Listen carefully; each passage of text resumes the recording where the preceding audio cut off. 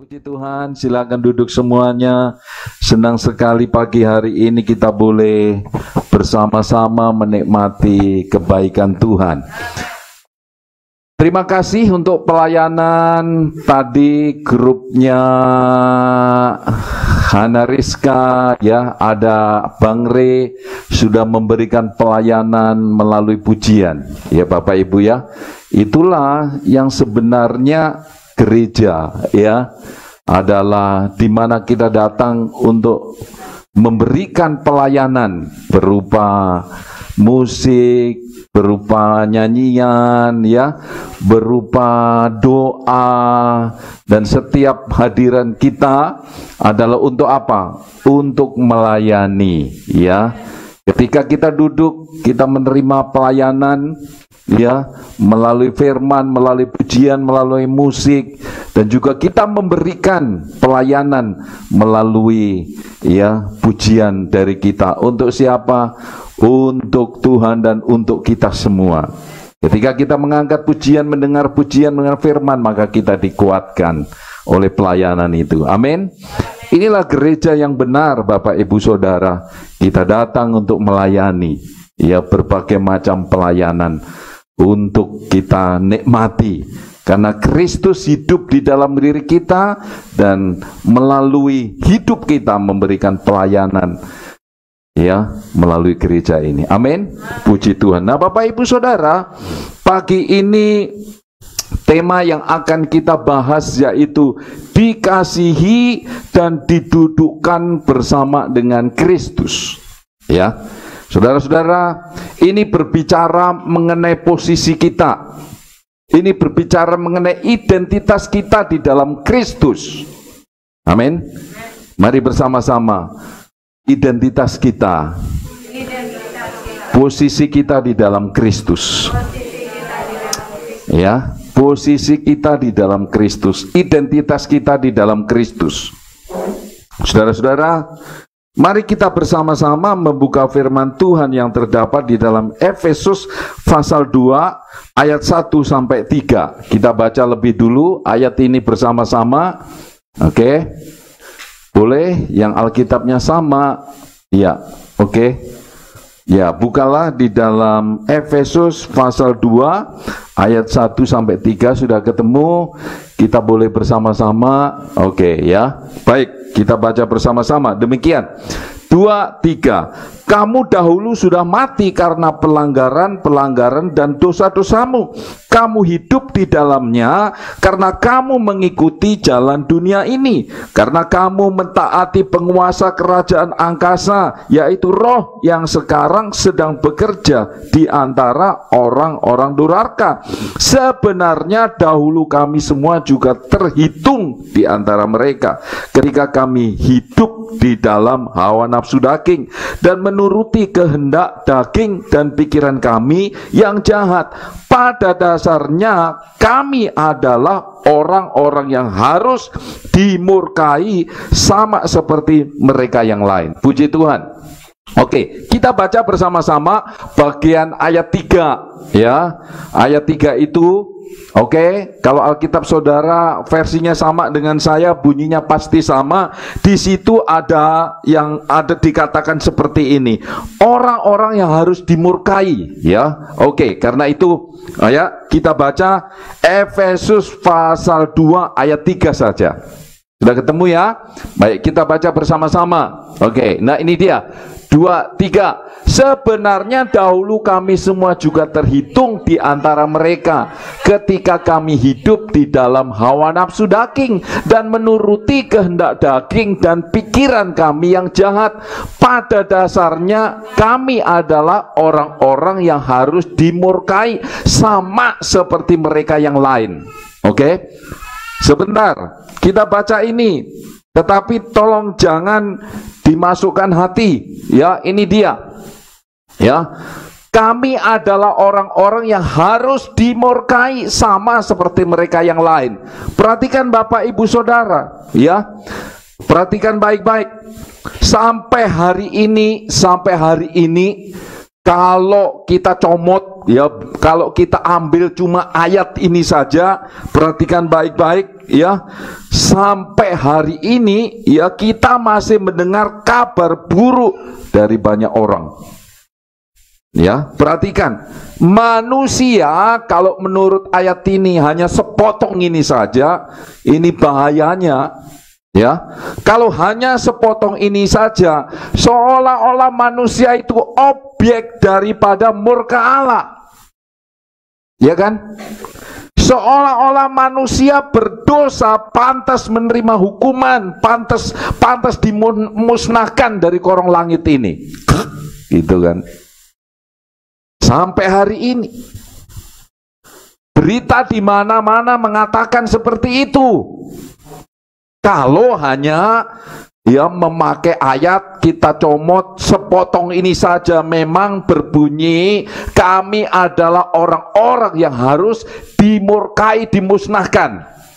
Saya mau tanya nih, kalau memang setuju ayat ini dipakai sepotong ayat ini saja, tolong angkat tangan di sini. Angkat tangannya.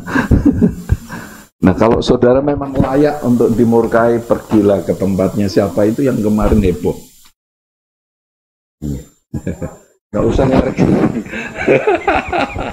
Ya kan? Itulah kenyataannya yang setiap hari kita dengar, saudara-saudara. Ya, ini nggak bisa dipungkiri. Oke, nah saya mau mengajak saudara ini untuk menyadari, bukan melihat, menilai diri kita ini berdasarkan apa kata orang yang ada di dunia ini, meskipun mengutip ayat ini. Oke, meskipun ini bunyinya memang betul seperti itu, tapi ingatlah kita tidak hidup di zamannya, zaman ayat ini ditulis, alias apa, sebelum kita sekarang hidup setelah salib Kristus. Oke. Saya mau mengajak Bapak Ibu Saudara untuk mengerti dengan benar identitas kita, posisi saudara di dalam Kristus setelah salib Kristus selesai. Ya, kenapa? Karena sekalipun kita hidup di zaman sesudah salib Kristus, berita yang mengerikan, berita yang buruk ini, Injil kasih karunia yang dirusak masih kita dengar. Betapa banyaknya manusia, bahkan pendeta pun masih memberitakan ini, bahwa hidup orang Kristen masih dikejar-kejar oleh dosa, oleh kelayakan untuk dimusnahkan, dimurkai. Betul? Tapi apakah yang benar kata Tuhan, Bapak Ibu Saudara, itu yang penting. Apa kata Allah sendiri mengenai dirinya terhadap kita yang sebenarnya?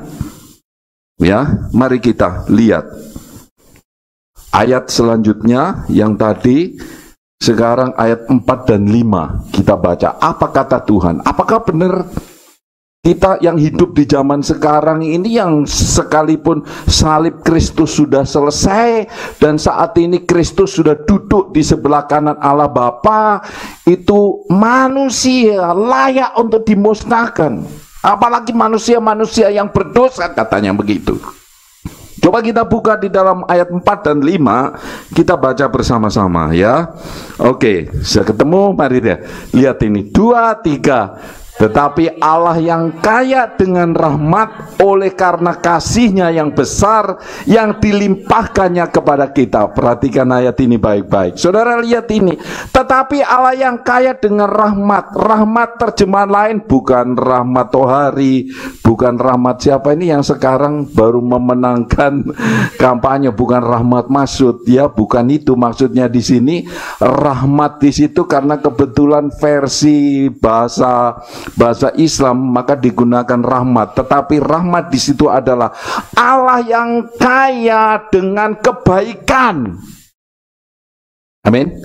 Allah yang kaya dengan kebaikan oleh kasih-Nya yang besar yang dilimpahkannya kepada siapa? Kepada kita, Bapak Ibu Saudara. Ya, lihat ini. Di ayat ini beda sekali dengan ayat 1, 2, 3 tadi.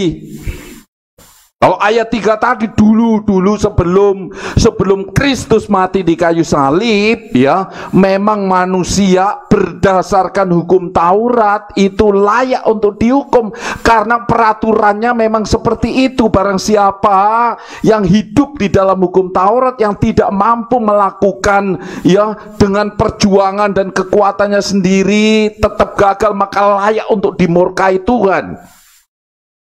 Ya, hukum mengatakan begitu, hukum mengatakan seperti itu. Tetapi lihatlah ayat ini, Allah yang mengatakan, tetapi Allah yang kaya dengan rahmat oleh karena kasih-Nya yang besar dilimpahkannya kepada siapa? Saudara dan saya. Amin. Lihat, ini bedanya. Artinya apa, Bapak Ibu Saudara? Artinya dengan tegas sekali ayat ini berkata, ya, ayat ini berkata di dalam ini, Tuhan tidak marah kepada kita, kepada saudara dan saya. Haleluya. Ya, haleluya. Kita baca dulu ayatnya yang ayat kelima dikatakan demikian, ya. Lihat ini, sudah melimpahkan kasih-Nya kepada kita. Kemudian ayat 5 dikatakan demikian, telah menghidupkan kita bersama-sama dengan Kristus sekalipun kita telah mati oleh kesalahan-kesalahan kita. Oleh kasih karunia kamu diselamatkan. Amin. Nah, saudara perhatikan baik-baik, kenyataannya ayat ini berkata Tuhan tidak marah dengan kita. Amin. Kenyataannya seperti itu. Berita masa lalu, lihat baik-baik, berita masa lalu mengatakan manusia gagal, berdosa, layak dimurkai. Tetapi ternyata Allah yang penuh dengan kebaikan, Allah yang kaya dengan kebaikan itu, ya, justru bukan memarahi kita, saudara dan saya, tetapi memberikan kasih-Nya kepada saudara dan saya. Amin. Jadi saudara bukan orang-orang yang layak dimarahin, dimusnahkan, dihilangkan dari muka bumi ini. Amin. Itu berita buruk. Itu berita tidak sesuai dari Allah sendiri, dari Tuhan sendiri.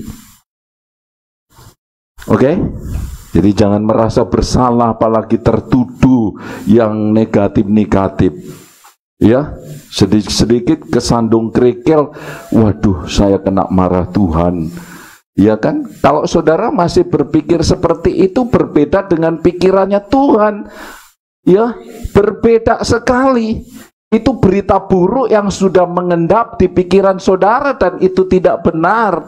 Karena faktanya Alkitab mengatakan Allah itu kaya dengan kebaikan. Dan bukan hanya kaya, bukan hanya berkelimpahan dalam kebaikan, kelimpahannya itu ternyata diberikan kepada saudara kita semua. Amin. Saudara telah menerima kebaikan Tuhan, bukan murkanya. Kasih tos kanan kiri, ternyata aku disayang Tuhan, ya. Gitu saudara-saudara, amin. Ternyata saya disayang Tuhan.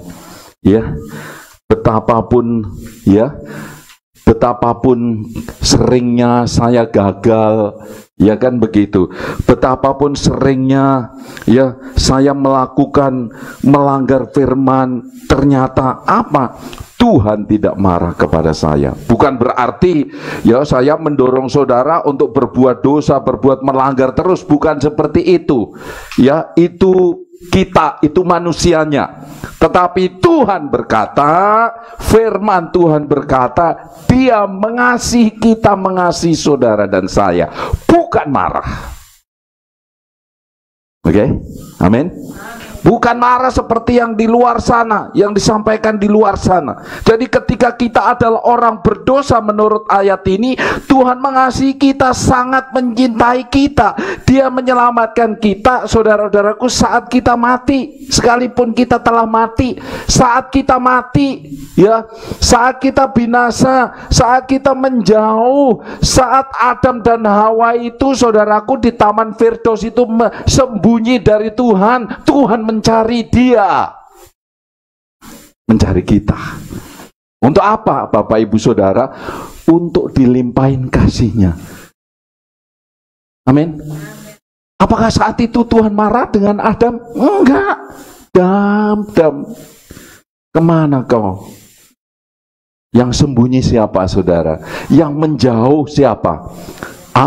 Adam. Dia bilang begini, saat aku mendengar suara kakimu melangkah di taman itu bersama-sama, aku malu, aku sembunyi. Memang betul saat itu ada melakukan pelanggaran.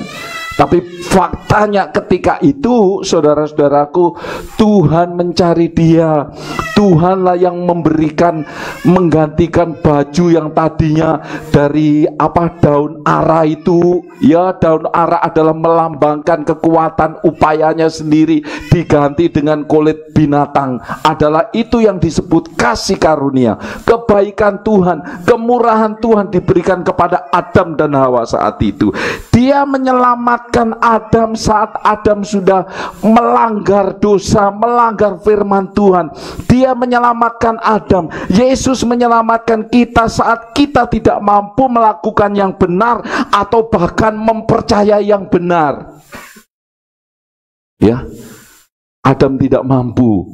Ya, Adam dan Hawa tidak mampu mempercayai yang benar apa yang dikatakan oleh Tuhan, sehingga dia melakukan kesalahan. Dan sekalipun demikian, Bapak Ibu Saudara, kita tahu Tuhan datang menyelamatkan Adam. Sama dengan kita, saat kita sudah mati, saat kita tidak berdaya, saat kita tidak mampu mempercayai yang benar, Yesus sudah mati di kayu salib untuk menyelamatkan saudara dan saya, bukan marah. Amin. Haleluya. Inilah kabar baik. Saudara, lihatlah baik-baik, inilah kabar baik yang datangnya dari Yesus Kristus, Injil kasih karunia, Bapak Ibu Saudara. Karena itu, ketika kita tahu, Bapak Ibu Saudara, di luar dan di ini, kalau saudara lihat ini, ya, setiap orang sekarang punya ini.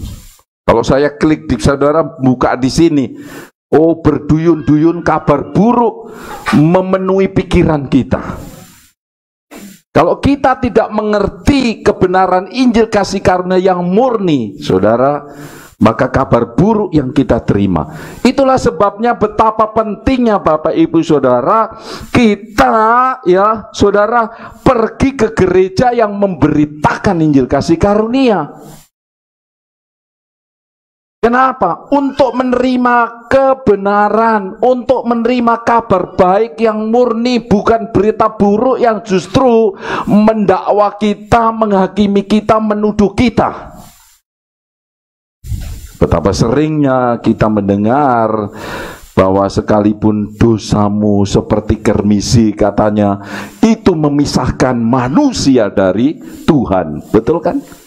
Kecuali engkau sudah mengakui dosamu.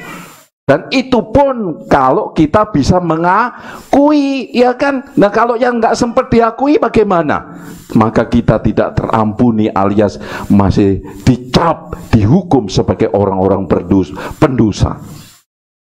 Dan saya beritahu Bapak Ibu Saudara, karena itu betapa pentingnya kita masuk berkomitmen di dalam gereja yang memberitakan kasih karunia. Untuk apa? Untuk memupuk benih-benih berita kasih karunia agar firman Tuhan itu berakar dan berbuah. Amin. Tidak mungkin Bapak Ibu Saudara, ya, Tidak mungkin benih yang benar ini ya akan bertumbuh dan menghasilkan buah jikalau ditabur di dalam tanah yang dipenuhi kekhawatiran, semak duri, berbatu-batu. Firman Tuhan itu akan bertumbuh betul, tetapi oleh karena semak duri, oleh karena batu-batu, maka apa? Firman itu segera akan menjadi layu. Itulah sebabnya hidup kita hidup di dalam kebimbangan dan keraguan. Kenapa?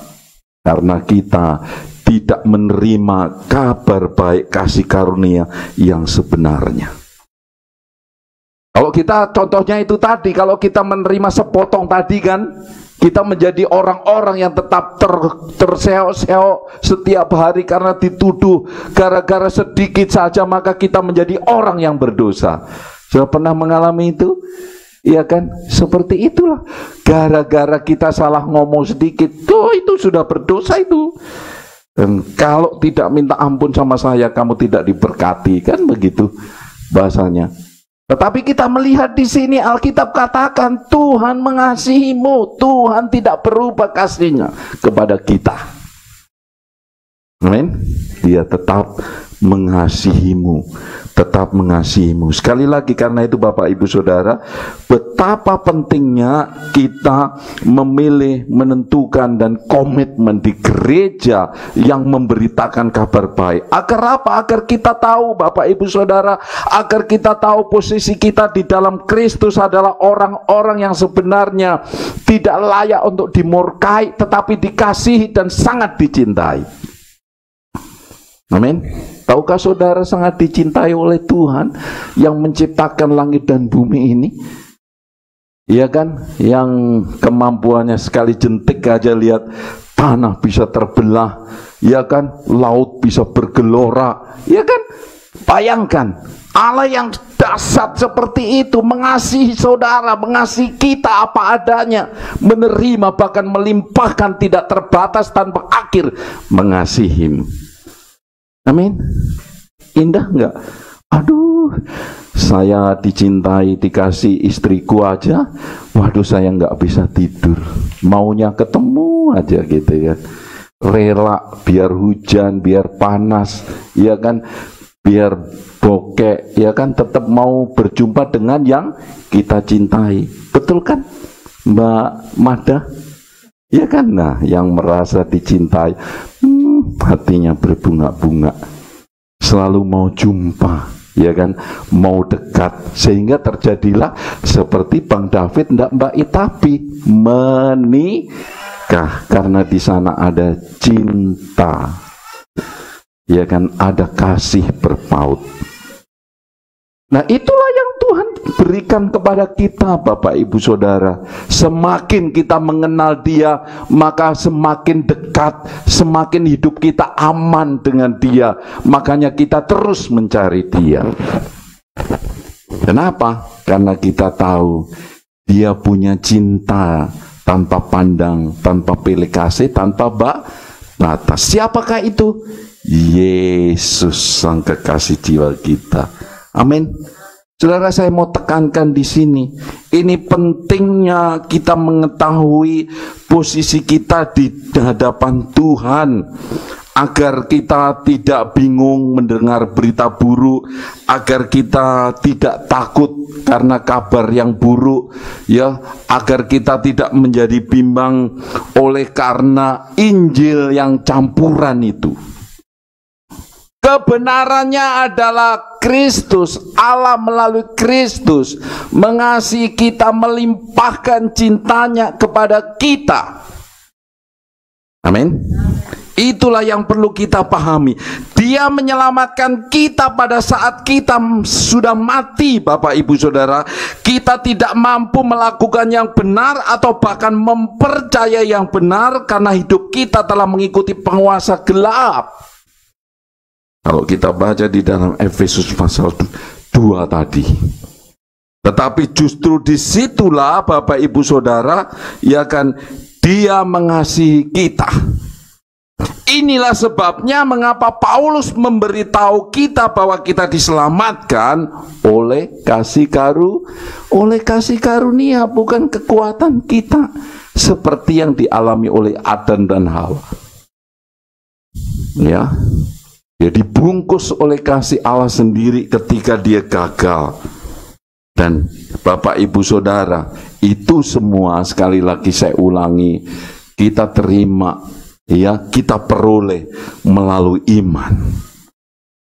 Kita diberikan dengan kasih karunia oleh Tuhan, artinya diberikan dengan cuma-cuma, ya, diberikan di saat dimana kita tidak layak menerimanya karena kita sudah mati, kita sudah berdosa, tetap diberikan. Itulah yang disebut tidak layak, yang bisa kita terima, saudaraku, dengan apa? Dengan iman, bukan dengan kekuatan usaha kita sendiri. Amin. Jadi kita semua menerima anugerahnya karena pemberian Tuhan semata. Amin. Haleluya. Kita baca Bapak Ibu Saudara, kita baca selanjutnya. Oke. Nah, kita selanjutnya kita baca di dalam ayatnya yang ke-6. Kita lanjutkan sekarang bagian 6. Oke. Kita lanjutkan. Ya. Kita lihat di sini. Ya. Ayat 6 sampai 8, ya. Ayat 6 sampai 8. Kita baca bersama-sama 2, 3. Dan di dalam Kristus Yesus Ia telah membangkitkan kita juga dan memberikan tempat bersama-sama dengan Dia di surga. Ayat 7.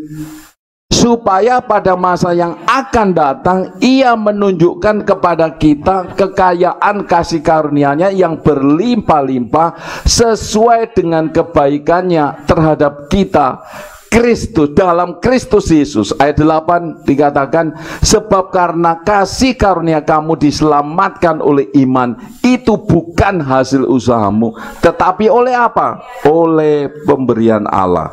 Oke, Bapak Ibu Saudara, jelas Bapak Ibu Saudara ya?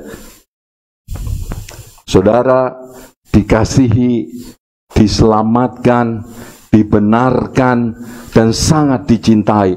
Semua itu kasih karunia, pemberian yang kita terima dengan apa? Dengan iman, dengan percaya. Menerima dan percaya, bukan dengan menunjukkan perbuatan baik, bukan dengan apa itu, karena saya mau menyanyi di sini supaya saya dikasihi, dipedulikan. Kalau mau saya main musik di sini supaya apa? Supaya saya dikasihi, diselamatkan. Bukan, Bapak Ibu Saudara. Tanpa itu, sebelum kita melakukan semua itu, Yesus sudah mati di kayu salib bagi kita, sudah mengasihi kita. Kita berdiri di sini, kita duduk di tempat duduk itu mendengarkan khotbah. Kenapa? Karena kita sedang mengizinkan Kristus yang ada di dalam diri kita bekerja. Kita mengizinkan Kristus bekerja. Ya, mendengarkan khotbah, menyanyi, memain musik dan lain sebagainya. Amin. Kenapa? Karena kita dikasih itu Tuhan. Amin. Nah, saya mau kanan kiri, selamat engkau dikasihi Tuhan. Selamat engkau dikasihi Tuhan, engkau dicintai Tuhan. Amin. Saudara bukan manusia yang layak untuk dimusnahkan. Ingat baik-baik ini. Amin. Biar orang itu berteriak-teriak seperti petir, seperti geledek, bagaimanapun, ingatlah firman Tuhan berkata, engkau dikasihi dan sangat dikasihi oleh Allah. Allah sendiri tidak menentukan memusnahkan saudara untuk dimusnahkan. Amin. Ibu Dewi, oke? Jadi jangan takut, alias jangan gemetar, kan gitu ya. Kalau ada petir berbunyi dar-der dor-dar, layak disingkirkan. Enak betul, Tuhanku aja nggak begitu, ya kan? Saya aja malah dilindungi dan dikasihi. Urusanmu itu, gitu ya. Amin. Orang Kristen layak dikasihi Tuhan, dicintai Tuhan. Itu yang pertama yang saya mau tekankan. Ya, karena itu judulnya adalah dikasihi dan didudukkan bersama-sama dengan Kristus. Nah, poin yang kedua, saudara, setelah kita paham posisi kita di hadapan Tuhan, ya, identitas kita di hadapan Tuhan, setelah kita paham isi hati Tuhan yang sebenarnya untuk kita, saudara-saudaraku, ternyata Tuhan tidak berhenti sampai di situ. Amin. Ternyata Tuhan tidak berhenti sampai di situ.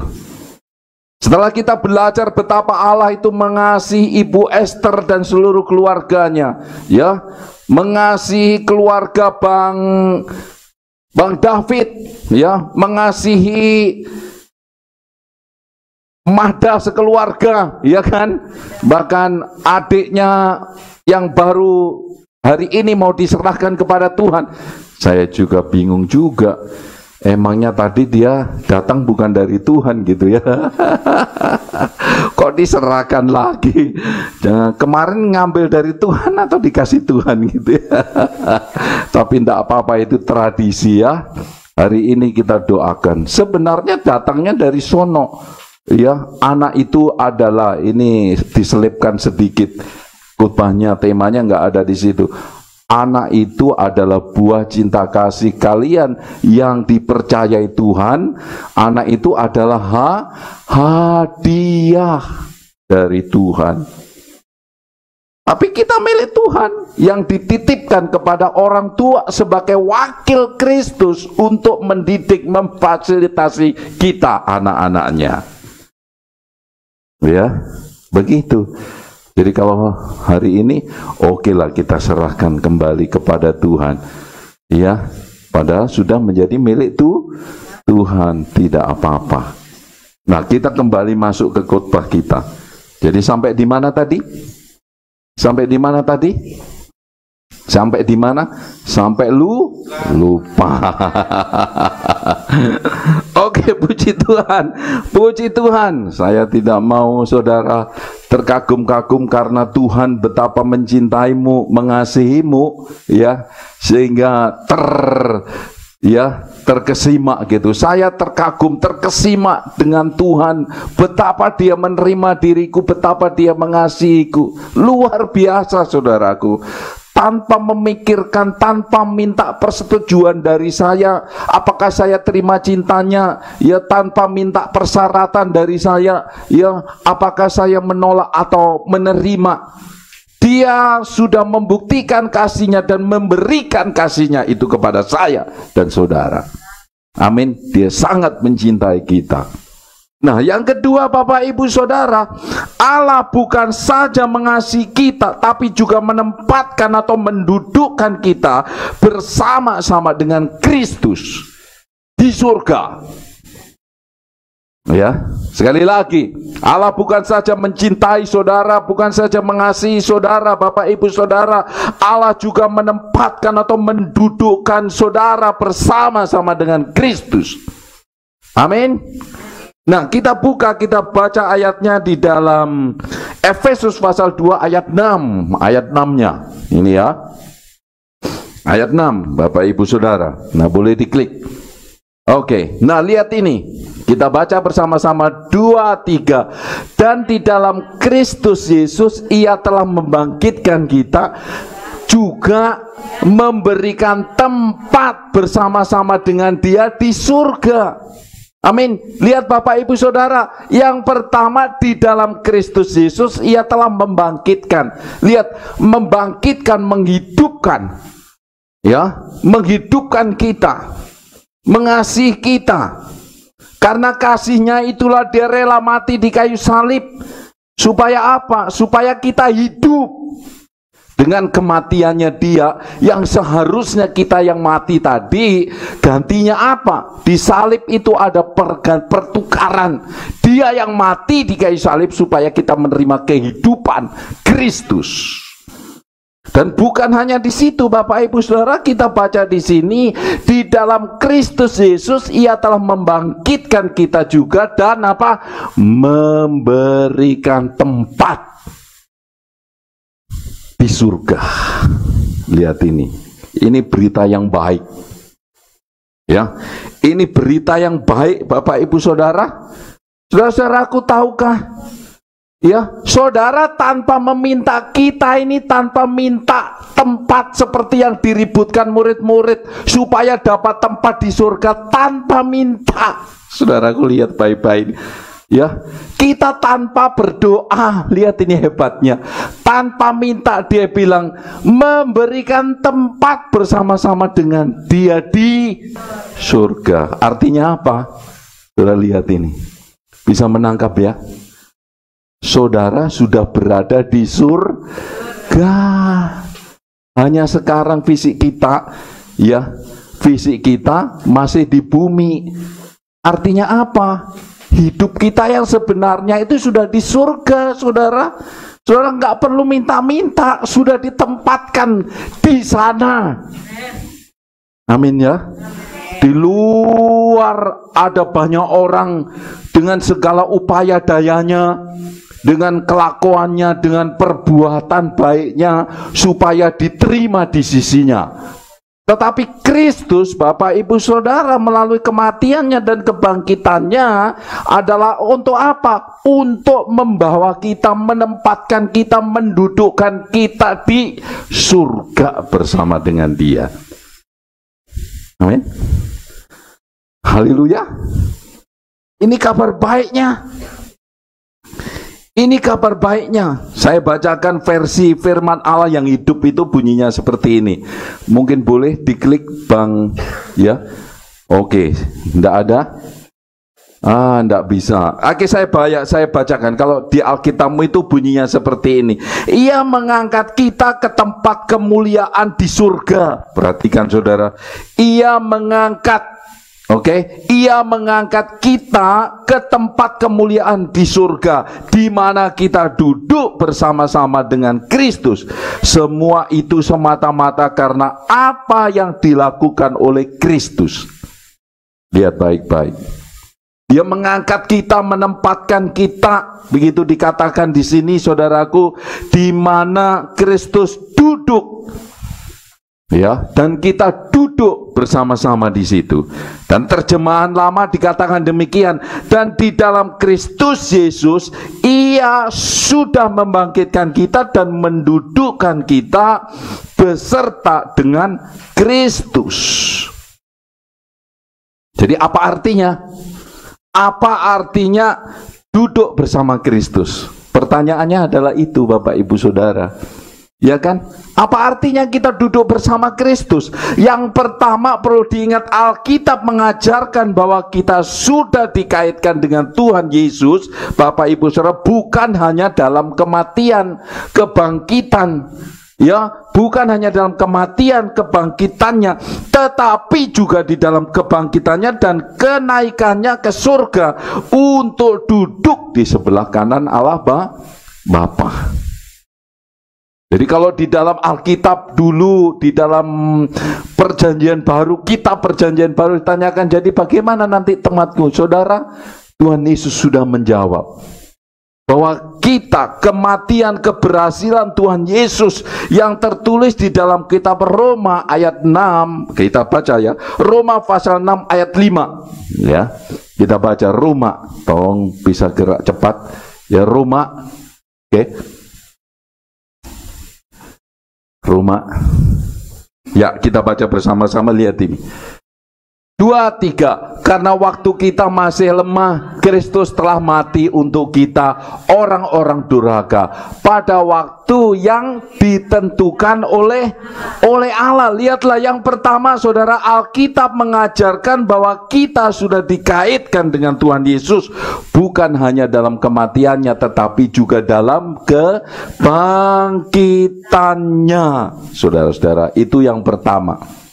Kebangkitannya, kematiannya, kebangkitannya, penyalipannya, penguburannya, saudara-saudaraku, itu berkaitan, ada hubungannya dengan kita.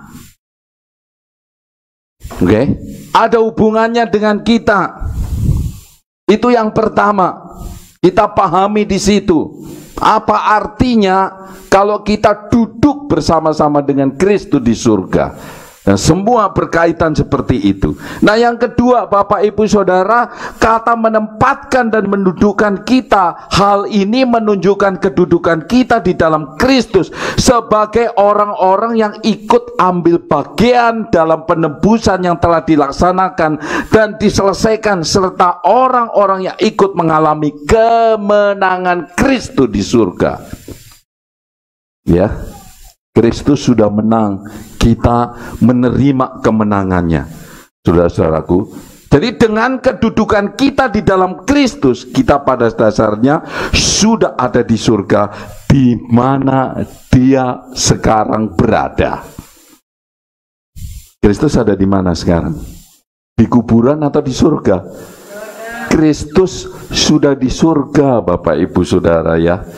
Itulah Dia sekarang.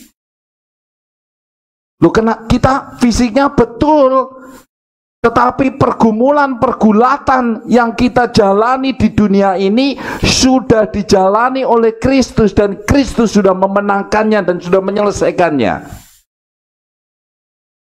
Amin. Contohnya itu gini loh ya, contohnya saya ambil contoh. Kalau saudara tahu main bola, yang gampang itu begini. Biasa di dalam rumah tangga si bapak sebagai pencari nafkah. Itu kan pelajaran SD kan ada begitu ya. Nah, yang bekerja keras dari pagi sampai malam itu si yang bekerja, bapaknya atau maminya, kalau maminya bekerja di kantor. Ya. Kemudian anaknya tidak ikut bekerja di salah satu perusahaan itu, tetapi ketika menerima gaji dan menikmati gaji itu, siapa yang menikmati? Anak-anak dan istri dan anaknya. Betul kan?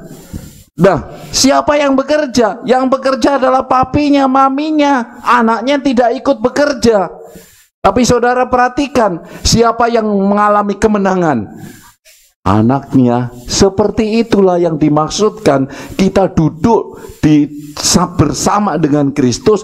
Kristus yang berjuang mengalahkan dosa, ya, membinasakan maut, ya, mati untuk menggantikan kutuk di kayu salib. Semua itu sudah dilakukan oleh Kristus. Semua sakit penyakit manusia sudah diambil, dipikul di atas tubuhnya, dan semua sudah dikalahkannya, sehingga dia mati, kemudian maut pun dikalahkan, dan dia bangkit dari maut dan mengalahkan maut. Semua sudah dikalahkan. Siapa yang bertarung, siapa yang bergulat? Kristus. Dan semua kemenangan ya yang dia alami oleh Kristus itu diberikan kepada kita yang percaya, yang menerima anugerahnya itu. Itulah artinya kita duduk bersama-sama dengan Kristus, yaitu mengalami apa yang dialami Kristus di surga saat ini, duduk beristirahat, sedang rest karena mengalami kemenangan, dan itulah yang seharusnya kita alami. Itu yang kedua pengertiannya, duduk bersama dengan Kristus, Bapak Ibu Saudara. Ya, saudara sudah nyaman posisinya, sudah aman. Kenapa? Karena semua sudah diberikan, sudah dikerjakan oleh Kristus bagi kita. Nah, yang ketiga, Bapak Ibu Saudara, berarti memiliki posisi yang sama dengan Kristus di dalam Kristus. Oke? Oke? Bapak Ibu Saudara, ini memang agak sulit untuk menerima. Kenapa? Karena kenyataannya kita masih menginjak bumi, ya kan? Bagaimana mungkin saya mengalami kemenangan seperti Kristus? Saudara, ingatlah, tuh kalau kita mati, tubuh kita pergi kemana? Tubuh kita kembali menjadi tanah, dikubur, saudara-saudara. Ya, dimakan cacing. Tubuh ini, itulah sebabnya saat ini kita di dunia, walaupun sudah menang seperti Kristus, karena kita tinggal di daging ini, kalau kita masih salah makan, nah ini ahli gizi di sini, maka tubuh kita akan mengalami reaksi yang negatif dan positif. Karena kita masih ada di tubuh fisik ini. Fisik ini tidak ada hubungannya nanti di surga, tubuh kemuliaan. Yesus ya pada waktu bangkit dari tubuhnya masih seperti ini, tapi bukan fisik yang seperti ini. Oke? Yang dimaksud bukan lagi tubuh di dunia ini. Tubuh kita nanti, saudara-saudaraku, dimakan cacing. Lalu kita bangkit menjadi tubuh kemuliaan. Kalau Kristus bangkit yang sama. Makanya jangan heran di sini kalau kita makan bisa menimbulkan sakit penyakit. Kalau kita makan tambah sehat. Sesuai dengan reaksi tubuh kita yang ada. Karena apa yang numpuk, yang banyak di dalam tubuh kita, ketika ditambahi maka itu akan memicu reaksi yang positif dan negatif. Kata ahli ya, ada kolesterol jahat dan kolesterol baik. Kalau yang masuk kolesterol jahatnya, maka kolesterolnya naik. Itulah yang terjadi sekalipun Tuhan sudah memberikan kesehatan oleh bilur-bilurnya yang dicurahkan. Tapi ingatlah tubuh ini, tubuh jasmani. Ya. Tetapi intinya Bapak Ibu Saudara, sakit penyakit sudah dikalahkan, maut sudah dikalahkan oleh Yesus, sudah selesai, dan kemenangannya itu diberikan kepada kita. Keuntungannya bagi kita adalah kita memiliki kehidupan yang kekal, tidak lagi mengalami kematian yang kekal. Kenapa? Karena kita memiliki kemenangan Kristus yang sudah dimenangkan. Jadi posisi kita di dalam Dia adalah posisi kemenangan sekarang dan juga masa depan. Amin. Posisi kita kemenangan ini Bapak Ibu Saudara yang dipertarungkan oleh Kristus 2000 tahun yang lalu sudah dimenangkan. Itu diberikan kepada kita saat ini dan juga masa yang akan datang. Saudara sudah menempati posisi yang mulia, yang terhormat bersama dengan Kristus. Ya, Efesus 1 ayat 20 kita baca. Efesus 1 ayat 20. Oke. Ya. Efesus pasal 1 ayat 20, 21, 22 dan 23. Oke, kita baca bersama-sama. 2, 3. Yang dikerjakannya di dalam Kristus dengan membangkitkan Dia dari antara orang mati dan mendudukkan Dia di sebelah kanannya di surga. Lihat saudara, posisi Kristus ada di mana? Di sebelah kanan Allah Bapa, sudah di surga. Jadi posisi kita saat ini sudah di mana? Jangan lagi berdoa, jangan lagi minta supaya saudara dimasukkan, apalagi kalau ada ucapan bela sungkawa. Ya kan? Saya turut berduka cita, moga-moga diterima di sisi saudara. Kalau doa begitu kelewatan itu ya. Ya kan? Ya kan? Begitu kan? Lu saudara, posisimu itu sudah di surga. Amin. Kristus sudah di mana? Di surga. Jangan berdoa lagi, Tuhan tunjukkanlah aku jalan yang benar supaya aku masuk di sana di dalam surga. Keliru, saudara, berarti tidak menanggap, mengerti kita itu sudah ada di sana. Posisimu sudah tercatat di sana. Amin. Saudara sudah ada di sana, sudah terdaftar. Dulu ada pengajaran, semoga namamu terdaftar di buku kehidupan. Sudah, saudara-saudaraku. Amin. Ya Bang David, ingat, namamu sudah di sana, dirimu sudah di sana. Seperti firman Tuhan ini, Bapak Ibu Saudara, itulah yang dimaksud duduk bersama-sama dengan Kristus, menempatkan saudara di mana Kristus berada. Amin. Kasih tos dong. Jadi bilang sama istrimu, aku sudah di sana, Dek, kamu jangan pindah-pindah ya, gitu ya. Ya. Bilang sama anak-anaknya, kita sudah satu perahu nih, ya, jangan lagi loncat dari perahu, ya. Kita sudah, kasihan nanti, ya. Kalau saudara mengerti posisi ini, ya, makanya ketika saudara mendengar penginjilannya orang yang mualaf itu, wah, bingung kalau masa orang Kristen sudah di dalam kok keluar, kan lucu, ya kan? Kalau saudara meninggalkan iman Kristen sama aja keluar dari surga, ya kan? Nah, dulu ndak mengerti. Karena kita menerima pengajaran yang salah, tapi ternyata saudara sudah ditempatkan, sudah dibawa di sana. Kalau saudara sampai pindah agama berarti jelas saudara telah berarti tidak tahu, saudara loncat dari perahu menuju ya. Ini kebenaran firman Tuhan. Saudara sudah berada di mana? Di tengah-tengah surga yang indah, yang mulia itu. Itu kenyataannya. Oke, ya.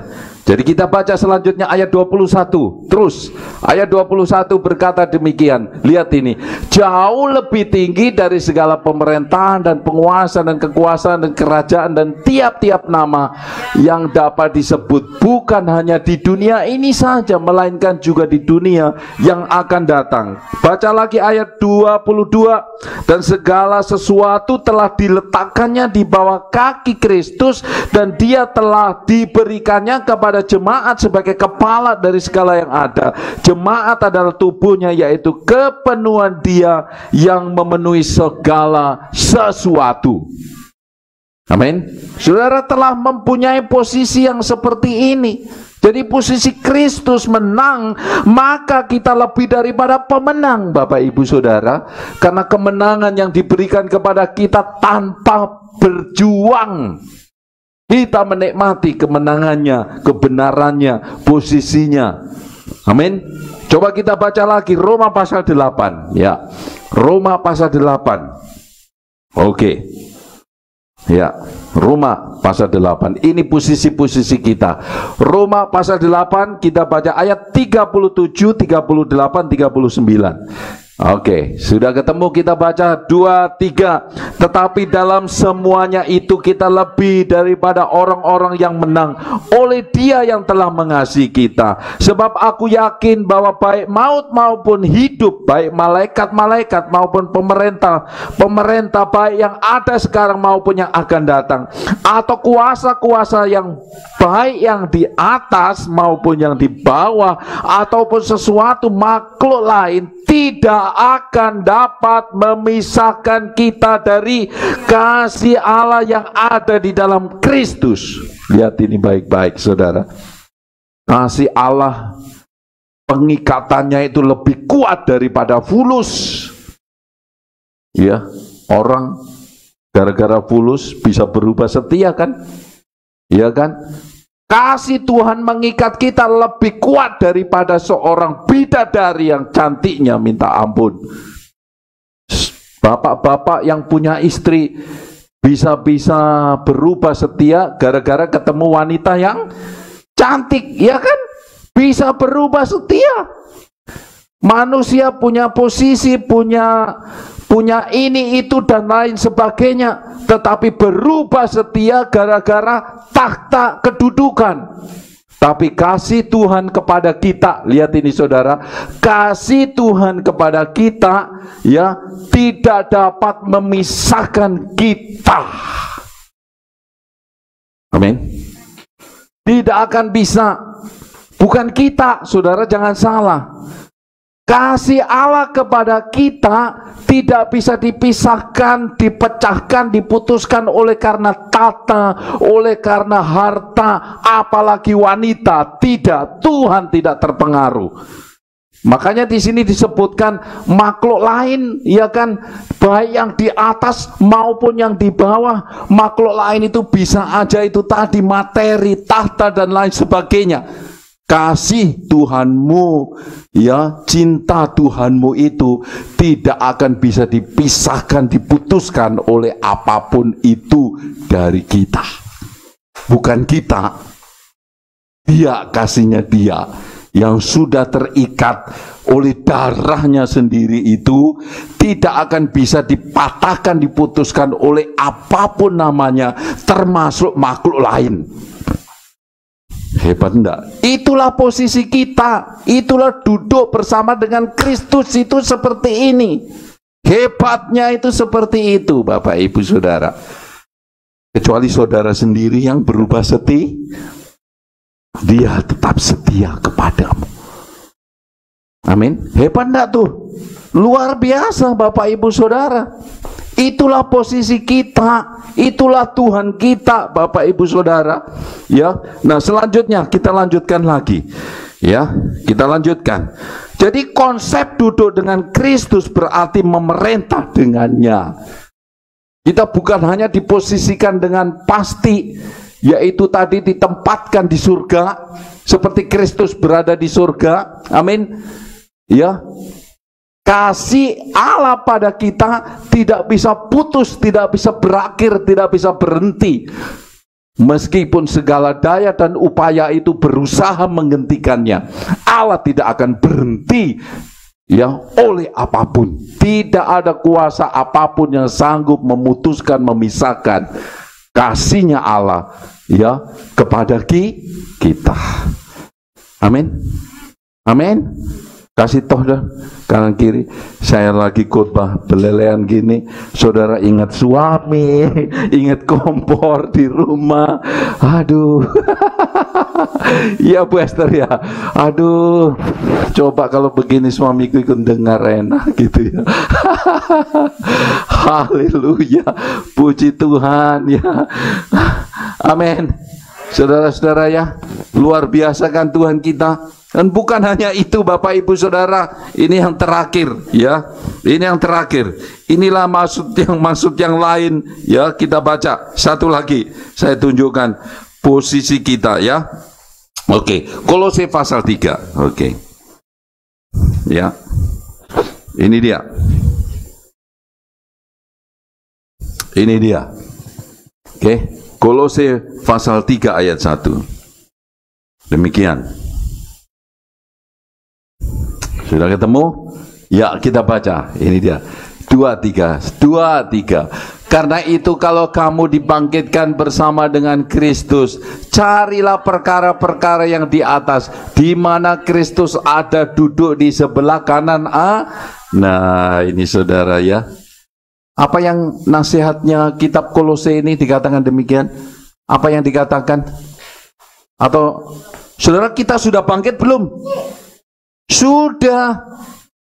Pada saat Kristus mati, kita ikut mati, kita ikut dikuburkan. Manusia lama kita dikuburkan. Pada saat Kristus bangkit, kita juga turut. Ingatlah, ya, yang dimaksud yang pertama, kita didudukkan atau ditempatkan bersama Kristus, berarti ada keterkaitan antara diri kita dengan kematian Kristus di salib. Jadi kalau kita sudah dibangkitkan, sudah dihidupkan, Kolose bilang begini, ya kan? Karena itu kalau kamu dibangkitkan bersama dengan kita, carilah perkara yang di atas, di mana Kristus ada. Carilah perkara Kristus yang mana, yang sudah hidup, yang sudah menang. Makanya kita akan bingung kalau kita mencari yang di bawah-bawah ini. Bukan yang di bawah itu yang masa lalu, Bapak Ibu Saudara, yang Kristus belum selesaikan setelah Kristus menyelesaikannya di kayu salib. Seperti itulah pikiran dan hidup kita. Amin. Kristus sudah menang dan kemenangan itu sudah diberikan kepada kita. Itulah pikiran kita, itulah yang kita hidupi. Kristus sudah memberikan kesehatan ilahi. Itulah pikiran Kristus, di mana Kristus ada. Itu yang dimaksud kita duduk bersama-sama dengan Kristus. Sekarang ini Kristus menjadi raja di atas segala raja. Itu posisinya, dan kita akan memerintah bersama-sama dengan Dia. Amin. Saudara adalah anaknya, ahli waris kerajaan Allah, yang sudah menerima kemenangan demi kemenangan yang diberikan Kristus kepada kita. Dan itu untuk kita. Dia bukan hanya mengasihimu tanpa batas, tanpa akhir, yang tidak bisa dipisahkan oleh apapun, bahkan sekalipun ada makhluk lain, saya nggak tahu makhluk lain itu yang mana, tidak akan mampu memisahkan kasih Allah dengan saudara. Saudara bukan hanya dikasihi tanpa batas, tanpa akhir, tapi juga diberikan posisi kedudukan yang sama dengan yang dimiliki oleh Kristus. Dan hidup kita di dunia ini, kita berpikir, kita bertindak seperti ayat ini. Carilah perkara yang di atas, di mana Kristus ada. Kristus sudah ada, sudah hidup di atas kemenangan, ya, di atas kehidupan, bukan kematian. Sudah lepas dari dosa, bukan di dalam dosa.